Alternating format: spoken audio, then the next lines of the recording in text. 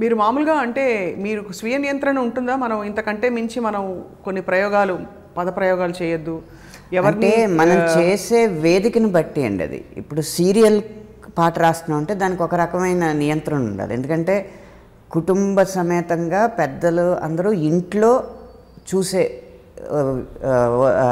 అంశం కాబట్టి సీరియల్ అనేది దానికి ఒక రకమైన పరిధి ఉండాలి. సినిమా అనేటప్పటికీ ఇంకొంచెం ప్రైవసీ పెరుగుతుంది. అంటే ఫ్రెండ్స్తో సమవయస్కులతో పబ్లిక్లో చూసినా కూడా సమవయస్కులతో చూస్తారు కాబట్టి వాళ్ళ కంఫర్ట్ లెవెల్స్ ఒకలా ఉంటాయి. అక్కడ దాని పరిధి కొంచెం ఎక్కువ. అలా వేదికని బట్టి మనం మార్చుకుంటూ ఉండాలి. అంటే ఎవరికి కావాల్సిన వినోదం వాళ్ళకి ఇవ్వాలి కాబట్టి నాకు నియమాలు మడికట్టు కూడా లేవు. కానీ అది ఎక్కడ రాస్తున్నాం అన్న దాన్ని బట్టి ఉంటుంది. ఓటీటీకి ఇంకొంచెం మోతాదు ఎక్కువ ఉంటుంది. ఓటీటీకి మోతాదు కొంచెం ఎక్కువ, అంటే కొంచెం స్వేచ్ఛ ఎక్కువ ఉంటుంది. స్వేచ్ఛ ఎక్కువ ఉంటుంది. యూట్యూబ్ వీడియోలకి రాస్తున్నాం అనుకోండి, దానికి అంటే మీరు చూస్తేనే అర్థం అవుతుంది మీకు. ఓటీటీ కంటెంట్లో మామూలు సంభాషణలో కూడా పరుష పదజాలం ఉంటుంది. అవును, అదే పాటల్లో కూడా పరావర్తనం చెందుతుంది. ఈవిడ కోసం రాసిన పాట, ఆవిడ పేరేంటి, రితువర్మ కోసం రాసిన పాట, అది తీవ్ర హిట్ అయింది, సంచలనం కూడా అయింది. ఆ పాట నేపథ్యం చెప్పగలుగుతారా మాకు? దిగు దిగు దిగు నాగా. అది మనం ఒక సినిమాలో హీరోని ఉద్దేశించి రాస్తున్నప్పుడు కేవలం స్టోరీయే కాకుండా ఒక్కొక్కసారి ఇప్పుడు చిరంజీవిలా నిలిచింది నగరమే చిరంజీవి పేరు తెస్తే అభిమానులకు ఒక ఆనందం కదా. అలా ఆ సినిమాలో నాగశౌర్య, నాగవంశీ, ఇలా నాగ పేరు సంబంధించి ఆ సినిమాలో పనిచేసిన వాళ్ళు చాలామంది ఉన్నారు. నాగలక్ష్మి, సౌజన్య. సో అలా మరి నాగ అనేది ఒక నామవాచకం. ఆ నామవాచకంగా మాత్రమే తీసుకున్నాను. అంటే ఇప్పుడు ఈ మధ్య అదే చాలా మంది మనోభావాలు, చాలా పరిస్థితుల్లో మొన్న చంద్రబోస్ గారు రాసిన అంత సందేశాత్మక పాటకు కూడా అభ్యంతరం వ్యక్తం చేసిన పురుషులు ఉన్నారు. అంటే అప్పుడు వారు చెప్పారు దట్ ఇందులో వాస్తవం లేదని చెప్పి ఒక స్త్రీ చేతన చెప్పించానంటే అందరూ స్త్రీ సంఘాలందరూ వచ్చి చాలా జేజేలు కొట్టారు. అండ్ అలాగా మంచి పాట ఉన్నప్పుడు ఎప్పుడూ ఆదరిస్తారు, డెఫినెట్గా అటువంటి పరిస్థితులు ఉండవు. కానీ మీరే ఎనీవే మీరు కాంట్రవర్సీస్కి స్పందించరు, చెల్లించరు. మీరు పర్లేదు అడగచ్చు, దాని మీద మీ స్పెసిఫిక్ క్వశ్చన్ ఏంటో చెప్పండి, చెప్తాను. అంటే అదే ఒక కోవకి చెందిన వ్యక్తుల మనోభావాలు ఆ క్రమంలో దెబ్బతిన్నాయి అంటే దాని మీద వచ్చిన ఒక 3-4 ఆరోపణలు ఉంటాయి కదా, అవి ఏవేంటో ధైర్యంగా చెప్పండి. అంటే నాగా అనే ఒకటి భక్తిపరమైన నాగదేవుణ్ణి మీరు నాగదేవతని మీరు కించపరిచారు, అవమానించారని అప్పట్లో కొన్ని రోజులు సాగింది. 3-4 ఆరోపణలు వచ్చినాయి కదా, పర్లేదు ధైర్యంగా చెప్పండి. దిగు దిగు దిగు నాగా అన్నది, తర్వాత నాగా అనే ఒక తెగ ఉన్నది, వారి మనోభావాలు కూడా దెబ్బతిన్నాయని. ఈ రెండింటికి మెయిన్గా చెప్తే సరిపోతుంది. ఇప్పుడు నేను చెప్తాను వరుసగా దాని మీద వచ్చిన ఆరోపణలు. ఒకటి, నాగదేవతను అవమానించారు ఆ ట్యూన్ తీసుకుని. అవును. తర్వాత ఒక భక్తి పాటని ఐటమ్ సాంగ్ లాగా రాశారు, ఐటమ్ సాంగ్లో పెట్టారు. 2-3 ఆ పాటని అర్ధనగ్న ప్రదర్శనలు చేసే పాటలో కలిపేశారు. 4 హిందువుల మనోభావాలు దెబ్బతిన్నాయి. అవును, ఇది మీ ఫస్ట్ 3 వస్తే 4వది వచ్చేసినట్టే. అవును, అందుకని అవన్నీ చెప్పమన్నా. రైట్, చెప్పండి. సో ఒక్కొక్క దానికి చెప్దాం.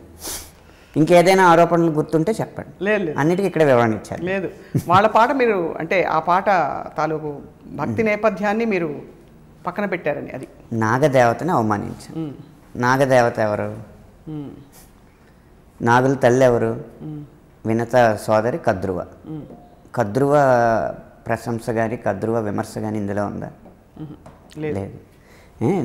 ఆ పాటలో దిగు దిగు దిగు నాగా, నాగన్న దివ్యాసుందర నాగ, అక్కడ నాగన్న అన్న సంబోధన ద్వారా నాగదేవత వచ్చింది. అవును, ఇక్కడ ఆ సంబోధన ముందే తీసేసి నాగో ఓ నాగా, దిగు దిగు దిగు నాగా, నాగో నా దివ్యాసుందర నాగ అనేటప్పటికే అది దైవనామవాచకం నుంచి పురుషనామవాచకంలోకి మారిపోయింది. ఈ ట్యూన్ తీసుకోవడమే తప్పంటే మా పెద్దలు మాకు మార్గదర్శకులు కదా. జ్ఞాన్పీఠ అవార్డు దక్కిన వ్యక్తి ఖచ్చితంగా ఒక సంస్కారాన్ని పాటించిన వ్యక్తికే దక్కుతుంది కదా. అవును, గతంలో తీసుకున్నారు ఇది.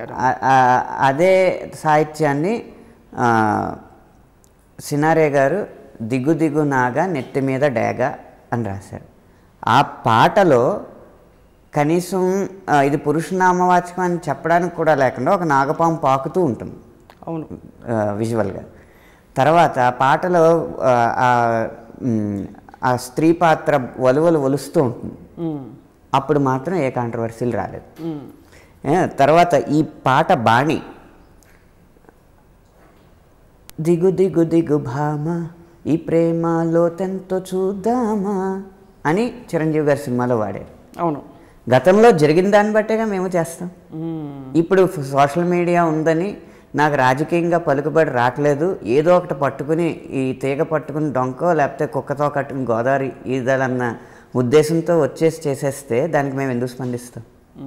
పైగా ఆ సమయంలో స్పందించవచ్చు. పోనీ స్పందిస్తే దాన్ని ఒకసారి ఆరోపణ చేసిన వాళ్ళు అవునండి మీరు చెప్పింది నిజమండి అని ఎందుకు ఒప్పుకుంటారు? దాన్ని ఇంకా ప్రత్యారోపణ, ఆ ప్రత్యారోపణకి ఇంకా ప్రత్యారోపణ చేసి దాన్ని పెద్దది చేసి సినిమా మీద మంటలు పేడలో చల్లడానికి ఉపయోగిస్తారు. ఆ నిర్మాతకు నేను నష్టం ఎందుకు కలిగించాలి? సో అందుకే స్పందించారు మీరు. అందుకే స్పందించలేదు. కానీ ప్రతిదానికి వివరణ ఇస్తాను. నాగ అయింది, నాగదేవతని అవమానించే అన్నారు. నాగదేవత కద్రువాని కానీ, కద్రువ సంతానాన్ని కానీ, తక్షకుణ్ణి కానీ, వాసుకిని కానీ ఎవరిని ఏ నాగుల పేరు అందులో పెట్టలేదు. నాగా అన్న ఒక పదం తప్ప. నాగా అన్న పదాన్ని కూడా పురుషనామవాచకంగా ఎలా మార్చానో మీకు వివరణ ఇచ్చాను. నాగన్న అనేది తీసి నాగో నాన్న దివ్యాసుందర నాగా అని పెట్టాను. 3 ఐటమ్ సాంగ్. ఐటమ్ సాంగ్లో ఇది వాడారు అన్నారు. అది ఐటమ్ సాంగ్ ఎలా అవుద్ది? ఐటమ్ సాంగ్ అంటే నిర్వచనం ఏంటి? ఒక అమ్మాయి కొంతమంది పురుషుల్ని ఉద్దేశిస్తూ పాడేది ఐటమ్ సాంగ్.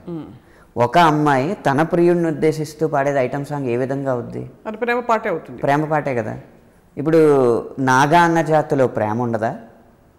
కనీసం నాగుల్లో ప్రేమ ఉండదా? ప్రేమ తప్ప ప్రేమ ఐటమ్మా? కాదు కదా. అది ఏ విధంగానూ ఐటమ్ సాంగ్ కాదు. కాలేజీలో తన ప్రియుడికి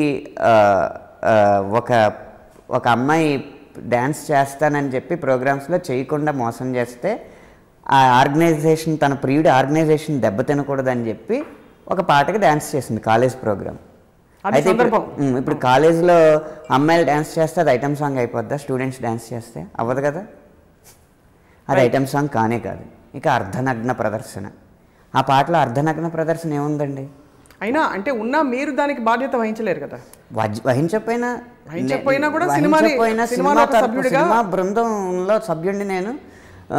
అర్ధనగ్న ప్రదర్శన ఇచ్చే పాటకి సాహిత్యం రాసిన అనడానికి అర్ధనగ్నం అనేదానికి సెన్సార్లో కొన్ని పరిమితులు ఉన్నాయి కదా, వాళ్ళ నిర్వచనాలు వాళ్ళకు ఉన్నాయి కదా. మోకాలు పైకి బట్టలు వేస్తే అది అర్ధనగ్న ప్రదర్శన. పోనీ లిటరల్గా తీసుకున్న ఆ అమ్మాయి ఎత్తు కొంత ఉంటే ఆ అమ్మాయి ఎత్తులో బట్టలు సగం ఉంటే అర్ధనగ్న ప్రదర్శన. కాళ్ళ వరకు హాయిగా పరికిణి వేసుకుంటే అది అర్ధనగ్న ప్రదర్శన ఎలా అవుద్ది? కేవలం బురద జల్లడానికి పదాలు వాడేయడమే అంతే అంటారు.